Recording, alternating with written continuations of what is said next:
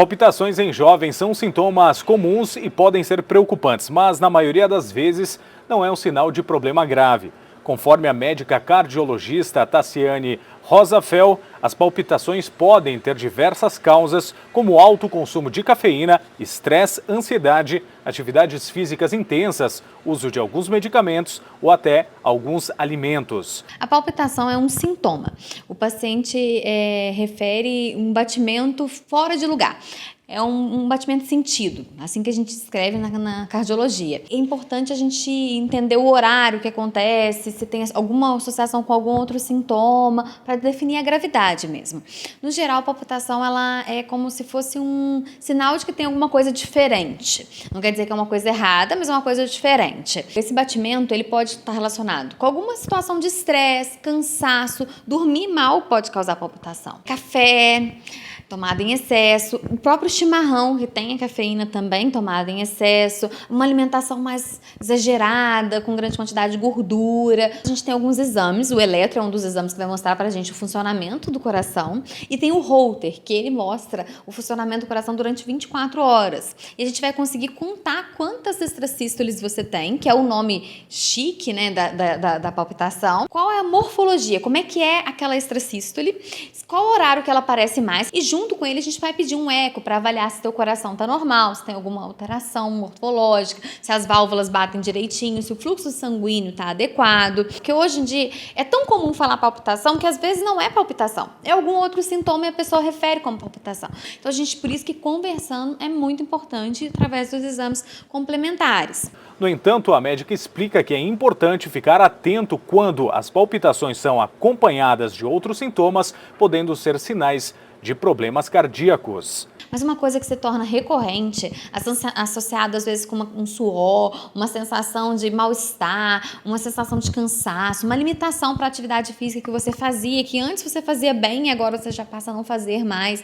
Ou às vezes pós um quadro infeccioso. Por exemplo, a gente teve muitos casos de palpitação pós-Covid, sabe? Então a gente tem que tentar ver o que tem de fator de risco mesmo para uma palpitação mais maligna, né? Uma coisa que esteja mais relacionada a uma arritmia. Essa arritmia ela tem que ser investigada, porque o tratamento dessa arritmia, com medicação para anticoagular o sangue, deixar o sangue mais ralinho, e o controle da frequência cardíaca é muito importante para evitar problemas mais sérios no futuro. A gente tem que investigar. Às vezes um teste de esteira ajuda a gente a ver o momento da arritmia, porque tem arritmias que são desencadeadas pelo esforço.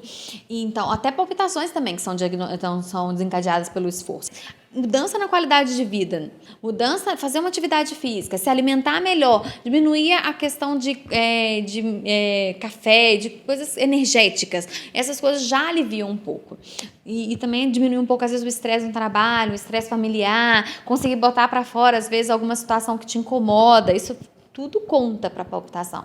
Além disso, a cardiologista ressalta a importância de buscar um especialista em cardiologia antes de iniciar qualquer atividade intensa, especialmente os jovens com históricos de problemas cardíacos ou com históricos familiares de doenças relacionadas ao coração. Qual a grande questão do jovem? É se comparar com outro jovem. Ele quer uma vida inteira de sedentarismo e ele quer entrar numa academia e achar que vai fazer o esforço físico e vai conseguir fazer tudo. Não é assim. Você tem que preparar o seu corpo, você tem que começar aos poucos. Primeiro você tem que consultar para avaliar se você pode, né, fazer todas as atividades sem nenhuma restrição. Então a gente tem que entender que a gente tem que reabilitar o coração e reabilitar todos os órgãos para poder fazer a prática de atividade física. Tá? E existem doenças que são as doenças que a gente chamadas de congênitas, são doenças que às vezes elas não foram diagnosticadas no momento do nascimento, mas que elas vão se desenvolvendo ao longo da vida e que elas aparecem numa idade mais tardia, assim, um adulto jovem, por exemplo, 20 e poucos anos, 30 anos. E por isso que a gente sempre fala de procurar um médico, um clínico, um cardiologista para a prática da atividade física, porque tem algumas doenças que elas se manifestam mais nessa idade, como arritmias, uma doença estrutural congênita, por exemplo, uma cardiopatia hipertrófica do coração, que hoje é a maior causa de morte em adulto jovem, que praticante de exercício físico, de atleta mesmo, né? E algumas arritmias, existem arritmias que são bem documentadas, tudo, um diagnóstico um pouco mais difícil, às vezes precisa de mais consultas, mais exames, mas o próprio cardiologista, quando ele te examina, ele já vai ter um norte, ele já vai ter uma ideia para qual exame pedir, se precisa pedir algum exame, se pode te liberar de cara, tem que ficar atento nisso. O eletro é um exame mais simples, a gente faz em poucos minutos, mas ele diz muita coisa pra gente. E se ele gerou dúvida em outro médico, alguma coisa assim, vale a pena consultar o cardiologista para dar uma olhada no seu eletro e pedir outro exame se precisar. Para a pessoa que já faz atividade física, se sente bem, ainda assim é importante, se você não passou antes de fazer atividade física, passar agora, não teria nenhum problema. A gente pode avaliar, fazer uma avaliação de capacidade funcional, colocar, às vezes, fazer uma esteira, avaliar se aquela quantidade de atividade física que está fazendo tem alguma repercussão, se muda alguma coisa no eletro, se a pressão se comporta fisiológico, a pressão tende a aumentar um pouco no esforço, a frequência cardíaca tem que aumentar durante o esforço também.